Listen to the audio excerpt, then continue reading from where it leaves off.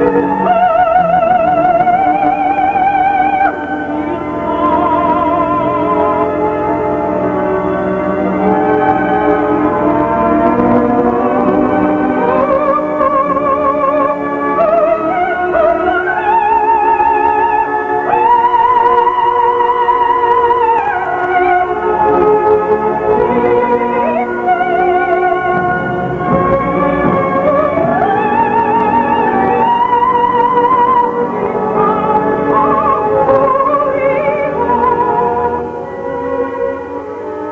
are listening to the voice of the most famous and controversial operatic star of our time.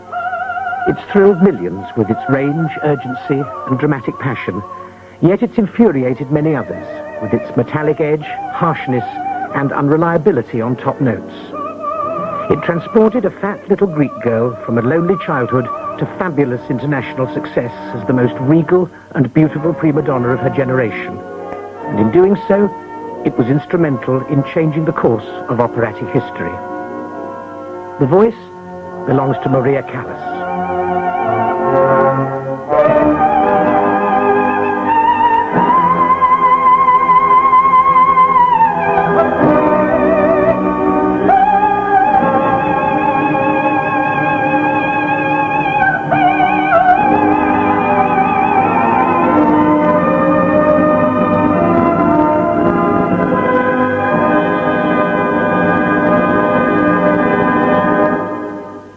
It would seem that Maria Callas was destined to be the subject of controversy from the very day she arrived in the world. A 12.5-pound baby girl born in an American hospital in 1923. The doctor who delivered her, and Maria herself, give the date as December the 2nd. Her school records show it as December the 3rd, and her mother insisted it was December the 4th.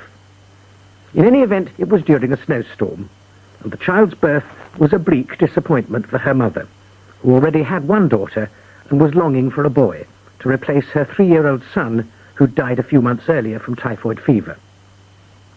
Her parents, George and Evangelia, had come to the United States from Athens and settled in New York, where her father, a pharmacist, first managed and subsequently owned a drugstore. The marriage wasn't a happy one. Evangelia considered herself superior in class and intellect to the man that she'd married, and had developed a single-minded ambition for social status and financial success. George was, by her standards, a Philistine, dull and prosaic.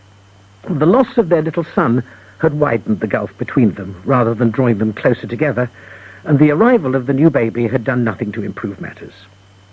In early childhood, it became clear that Maria was destined to play second fiddle to her beautiful sister Jackie, who was 6 years older and very much her mother's favourite. And she found what solace she could in emotional self-containment and the huge quantities of food which her mother encouraged her to eat, the classic substitute for the wholehearted and unreserved affection which mother was unable to give her youngest child. What Evangelia was able to give, and determined to give, was a musical training, and both daughters were resolutely schooled in piano and singing, with the awkward, bespectacled little Maria demonstrating as time went by an aptitude that eluded her more graceful elder sister. In school and at Sunday school, she started to win prizes. Her ambitious but nevertheless astute mother began to sense something special in the otherwise ordinary, clumsy and rather unpopular little girl, and entered her for an amateur competition on radio. She won first prize, then second prize at a children's show in Chicago, and thus began a long sequence of competitions, the success of which convinced Evangelia that her daughter might possibly achieve fame enough to bring escape from the routine, socially inferior life which she herself so despised. So, in 1937, aged 13 and longing to become a dentist, Maria Callas was removed from school, her father and America, to return with sister Jackie to Greece. Her mother was now determined that her younger daughter would find her destiny as a singer, and her mother was proved right. She auditioned for the National Conservatoire at Athens, won a scholarship, and less than 2 years later made her debut in a student production of Mascagni's Cavalleria Rusticana. By now, her mother's determination to succeed had been assumed by Maria as well, and with a vengeance. "If I do not win the first prize for opera," she said, time and time again, I shall give up the stage altogether." She was not yet 15, and she did win first prize.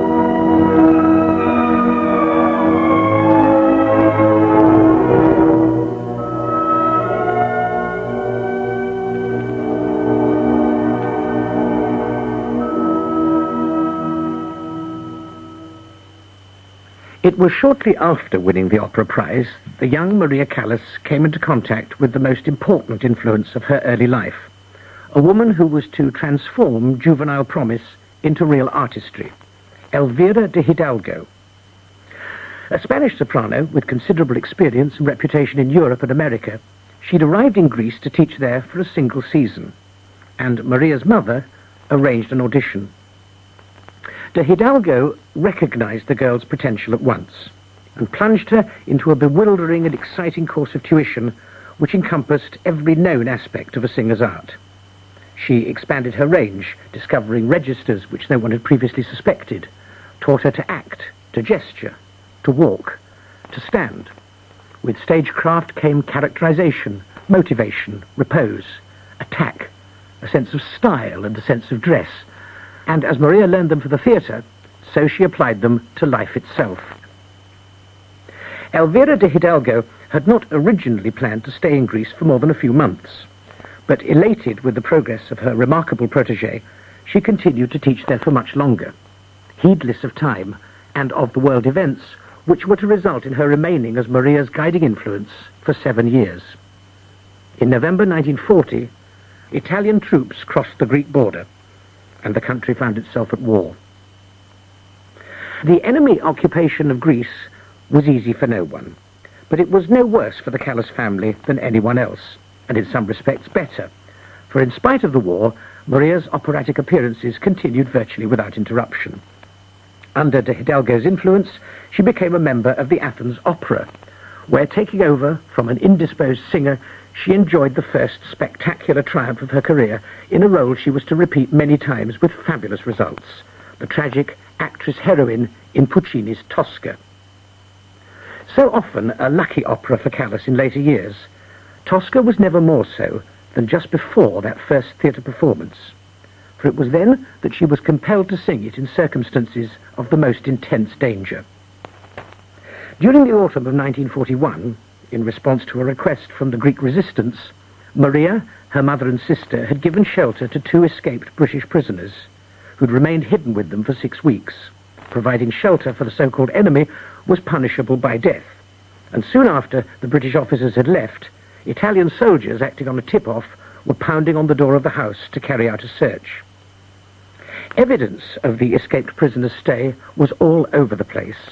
At all costs, the soldiers had to be prevented from a detailed inspection, and in desperation, Maria ran to the piano and began to sing Tosca. To the music-loving Italians, it must have seemed like a breath of home. They stopped the search, sat down spellbound to listen, and then quietly departed. For all of her subsequent successes in the part, this private performance had, in a very real sense, been the most important of her whole life.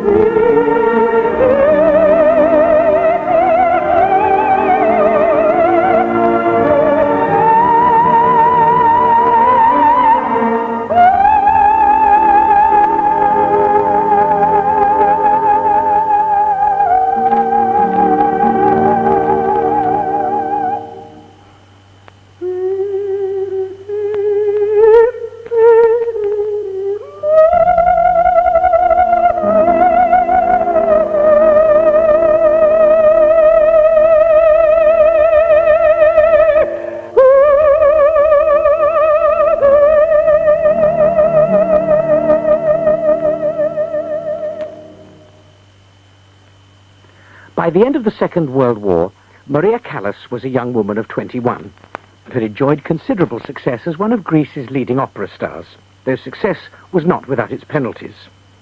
Her participation in the country's musical life during the occupation was interpreted by some as having offered comfort and hospitality to factions of the enemy. After all, both German and Italian soldiers had been among the audiences, and this situation, allied to professionally jealous factions, led Athens Opera to decide not to renew her contract. In any case, it had become obvious that Maria's career would need to be consolidated abroad, and in September 1945, leaving her mother and sister behind, she set sail for the land of her birth, America. She hadn't been there long before the United States made an offer of extraordinary vision and generosity. The prestigious Metropolitan Opera in New York asking the virtually unknown girl from Athens to play two fabulous leading roles in their forthcoming season, Puccini's Madame Butterfly and Beethoven's Fidelio. It was without doubt the chance of a lifetime, but the 22-year-old Maria, in the first of many controversial decisions, turned the offer down. She didn't, she said, want to sing Fidelio in English, and as for Butterfly, she couldn't imagine an audience accepting a delicate Japanese heroine sung by a soprano who weighed something approaching 15 stones. Whether her refusal was a wise one, we shall never know, for in the long run it proved only a temporary delay in a meteoric rise to fame. But it did result in a course of action which was to have a most important influence on Callas's career. Having herself pinpointed her fatness as an impediment, she was forced to remove the acknowledged disadvantage and do something about losing weight. On a diet of fruit, salads, and raw meat, she began a transformation which was to turn her into one of the most striking and glamorous-looking singers of the century, and which made her stage presence in a succession of roles as tragic heroines devastatingly effective and believable. By 1947, though, it was becoming abundantly clear that the offer to sing at the New York Metropolitan was the best America had to offer. And, with an empty horizon staring her in the face, Maria auditioned for the celebrated tenor Giovanni Zenatello, who was in New York looking for a soprano to play the title role in Ponchielli's La Gioconda, to be staged at the Verona Festival. She chose the opera's most famous aria, Suicidio, and within a few minutes, Zenatello knew that he had found his leading lady. It was, he said afterwards, not so much an audition as a revelation.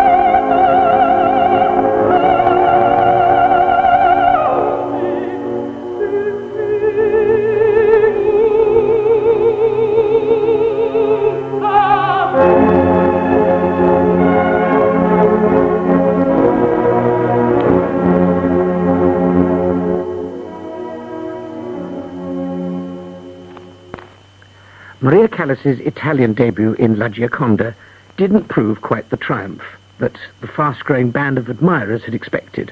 For although many were thrilled by the dramatic urgency of her singing, she'd sprained her ankle at rehearsal and was nervous and unsteady on the stage of the vast arena. What was far more important than the performance itself was that the trip to Italy resulted in her meeting two more people who were to have a decisive effect on the next stage of her development, both artistically and privately. The conductor, Tullio Serafin, and an Italian businessman, some 30 years her senior, who later became her husband, Giovanni Battista Meneghini. The Meneghini family, especially Giovanni's mother, found the relationship disagreeable from the start. They were suspicious of the motives of this young singer in encouraging the attentions of a rich middle-aged man so much her senior, and regarded the Greek girl as something of a gold digger.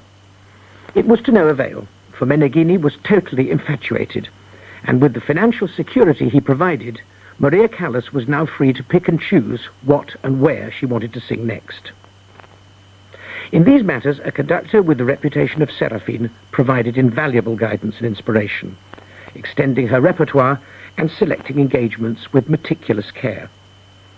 Within less than 2 years, she'd toured almost all of Italy's major cities, including Rome, Florence, Venice, Genoa, Turin and Trieste, singing a bewildering variety of major roles: Aida, Tristan and Isolde, Di Valkyrie, La Forza del Destino, and a part she was to make almost her personal property, the heroine of Bellini's Norma.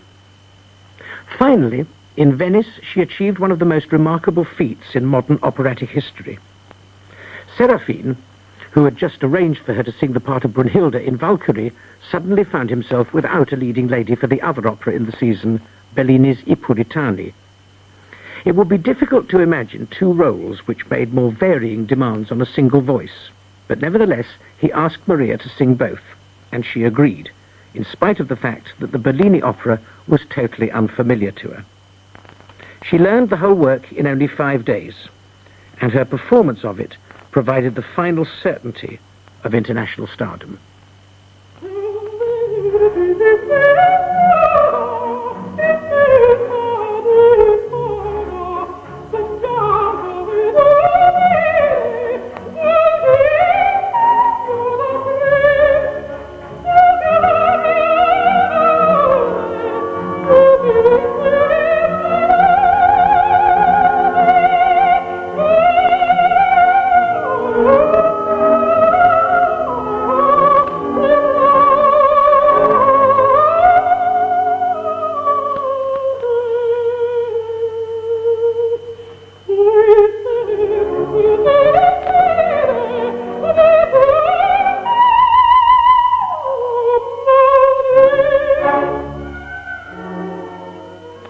For the next 12 years, from 1948 to 1960, Maria Callas reigned supreme as the world's most exciting and dramatic soprano, and was without rival in the comparatively neglected works of Bellini and Donizetti, which she was almost single-handedly responsible for restoring to their rightful place in the operatic catalogue.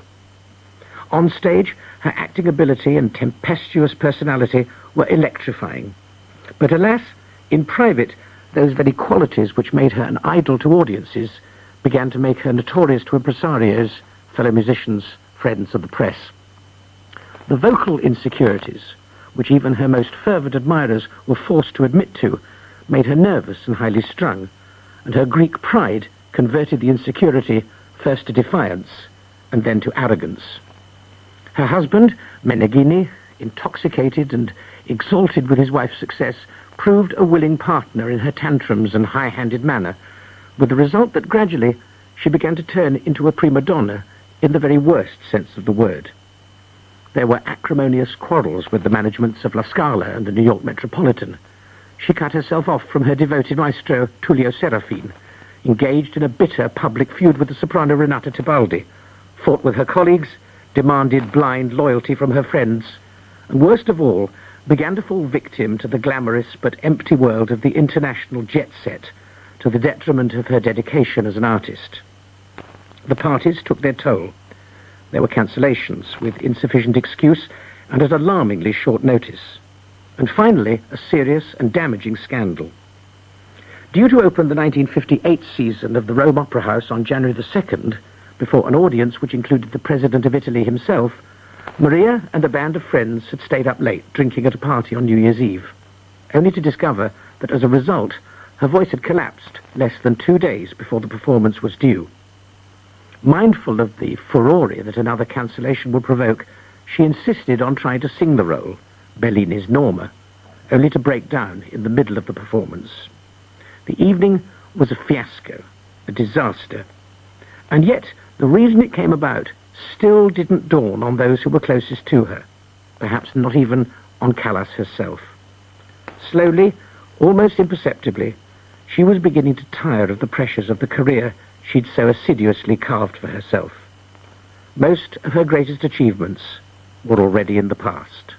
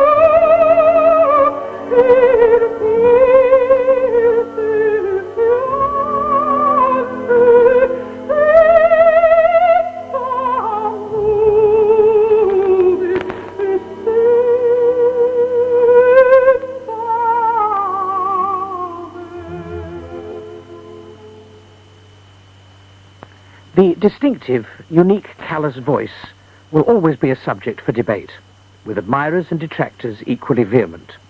During her lifetime, when such discussion went hand in hand with censure of her private affairs, it was doubly so, for few things that involved Maria Callas remained private for long.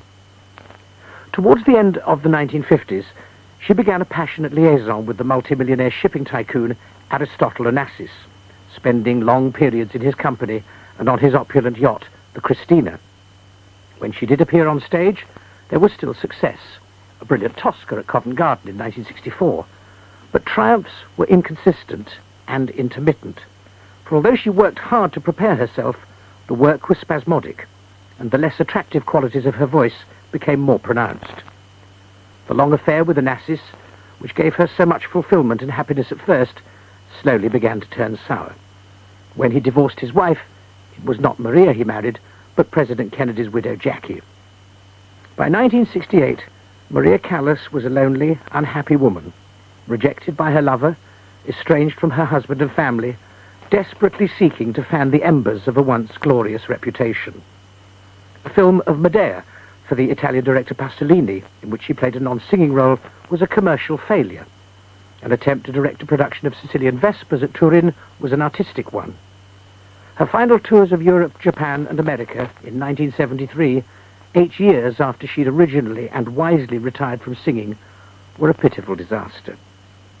Physically ill, emotionally drained, spiritually empty, she died of a heart attack in Paris on September the 16th, 1977, at the age of 55. Only 3 months earlier, when asked to appear in a discussion about her life and work, the most exciting operatic actress of our time had already spoken her own epitaph.